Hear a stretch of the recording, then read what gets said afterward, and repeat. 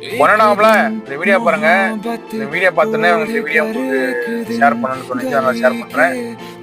இந்த வீடியோல இருந்து அண்ணன் சாப்பாடு கொண்டு வந்து கொடுத்துருக்கும் போது இந்த குழந்தைய பார்த்து வாப்பா சாப்பிடலாம் அந்த உடனே ஓடி வந்து இந்த குழந்தைய சாப்பாடு வந்து சாப்பிட வைக்கிறாரு அண்ணன். நல்ல மனசுக்கு உண்மையிலே எதுவுமே இல்லை.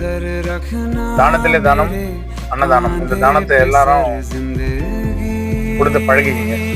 எப்பவுமே இந்த தானம் வந்து புண்ணியத்துக்கு போய் சேரும்.